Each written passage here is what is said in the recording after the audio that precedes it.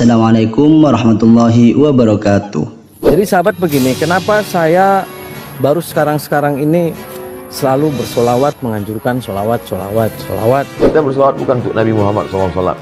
Kita bersolawat untuk diri kita. Saya pernah mendatangi salah satu tempat, di mana tempat itu adalah tempat pesugihan dan gua. Nah, di dalam gua itu setiap orang yang masuk ke dalam gua itu pasti tidak akan bisa keluar, karena saking maha dahsyatnya setan belek yang berada di gua tersebut. Berdoa kepada Allah tanpa mengucapkan sholawat, doanya tidak akan sampai kepada Allah. Alhamdulillahirabbil alamin wassalatu wassalam. Jadi setelah saya masuk, sahabat, ternyata benar di situ banyak sekali tengkorak manusia. Entah itu dimakan setan atau dimakan ular biasa atau apa, wallahu a'lam bishawab. Ternyata benar ada serangan dari sesosok siluman ular. Nah, saya waktu itu bacaan apapun blank. Entah itu hizib nasor, hizib maghrib, semua blank aja, blank. Nah, ada bisikan di telinga saya. Beliau membisiki saya baca sholawat dan nadanya persis seperti yang saya baca. Dalam dunia per-YouTubean, nama Muhammad Ujang Bustami dengan panggilan Ustadz Ujang Bustami saat ini sudah tidak asing lagi lantaran aksinya yang cukup berani melawan ulah para dukun yang sengaja melakukan kejahatan gaib ini. Dengan alunan sholawat yang khas, beliau selalu mengundang penonton dan komentar yang begitu ngefans dengan video-videonya. Meskipun ada juga yang masih tidak menyukai videonya dengan alasan settingan belaka.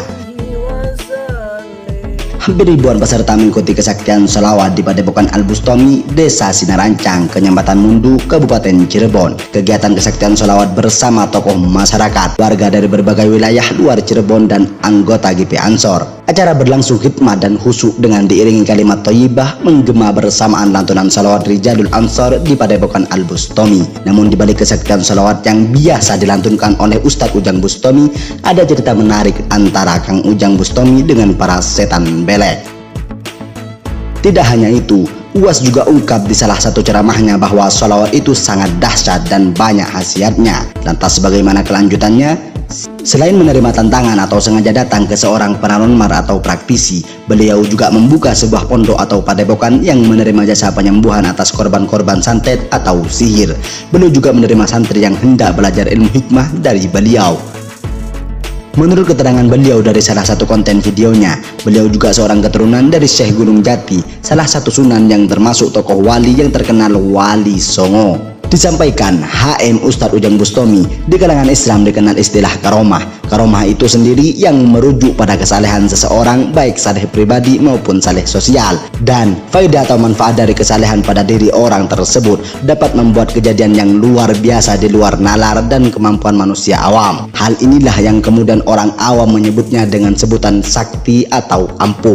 Padahal kata Ustadz Ujang Bustami, karomah atau kesaktian itu berdasarkan amalan sholawat atau dzikir pada Allah Subhanahu wa Ta'ala untuk mendekatkan diri dengan memohon berbagai hajat agar diijabah. Karomah atau kesaktian amalan sholawat dan dzikir itu tidak datang dengan tiba-tiba, sebab biasanya orang tersebut sedemikian dekat dengan Allah Subhanahu wa Ta'ala. Salah satunya amalan berbagai mediasi yang dilakukan dengan khusyuk, tawadhu dan ikhlas karena Allah Subhanahu wa Ta'ala, sehingga semua doanya terkabul. Kalau sudah demikian dekat kita dengan Sang Pencipta, tidak ada hal mustahil bisa terjadi, kun fayakun, terangnya. Jadi sahabat begini, kenapa saya baru sekarang ini selalu bersolawat, menganjurkan solawat. Nah, jadi saya ada cerita menarik. Dulu saya pernah mendatangi salah satu tempat, di mana tempat itu adalah tempat pesugihan dan gua. Nah, di dalam gua itu setiap orang yang masuk ke dalam gua itu pasti tidak akan bisa keluar, karena saking maha dahsyatnya setan belek yang berada di gua tersebut. Nah, saya sempat izin kepada juru kunci, izin, Pak Kuncen, saya mau izin masuk ke gua itu. Nah, Pak Kuncen bilang, saya tidak bertanggung jawab. Lah, kenapa Pak Kuncen? Karena ngomongnya setiap yang masuk di gua itu pasti mati. Matinya kenapa Pak Kuncen? Dipangan setan belek katanya. Oh. Nah, akhirnya negosiasi. sama Pak Kuncen. Nah, saya bolehlah masuk ke gua ini. Jadi setelah itu saya ke Bapak Kuncen izin dan akhirnya negosiasi saya boleh masuk. Akan tetapi Bapak Kuncen itu nggak mau nemenin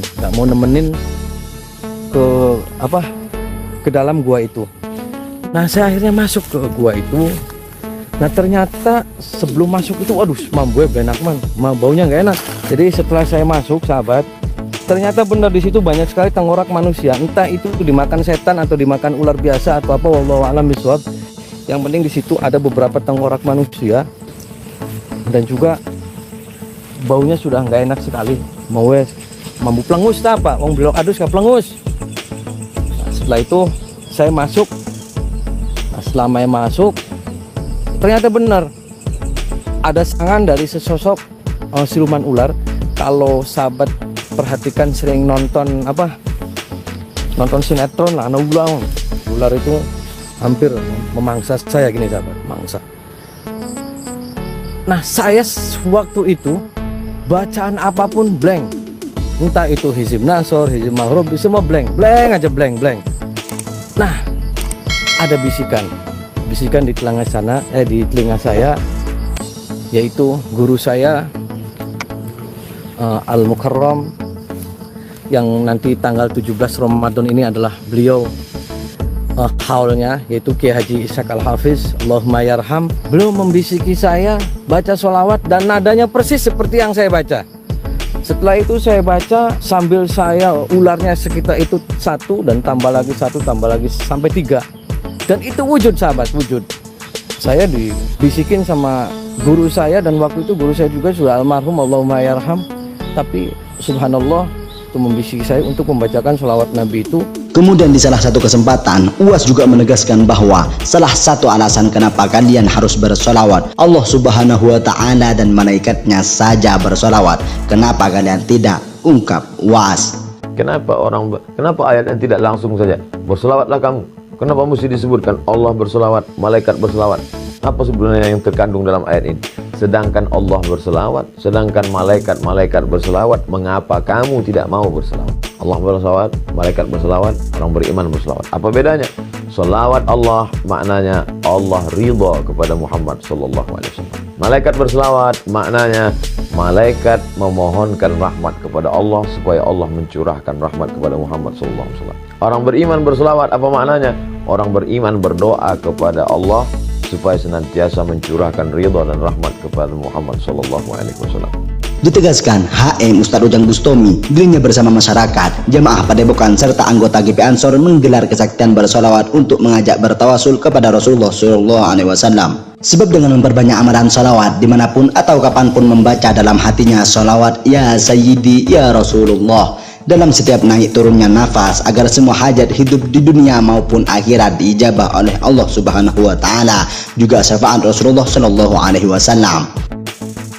1000 kali bersolawat mendapat ganjaran surga. Barang siapa bersolawat kepadaku dalam sehari 1000 kali, maka dia tak akan mati sehingga ia digembirakan dengan surga. Riwayat Abu Syekh dari Anas R.A. Ujarnya, Ustadz Ujang juga menjelaskan, kami semua di sini bertujuan bersolawat dan dzikir bersama untuk berdoa memohon rahmat, hidayah dan barokah atas Allah Subhanahu wa Ta'ala dengan nikmat sehat dan sukses dalam berbagai usaha. Berikut ulasan kami dalam video ini, silahkan simpulkan sendiri di kolom komentar di bawah. Terima kasih.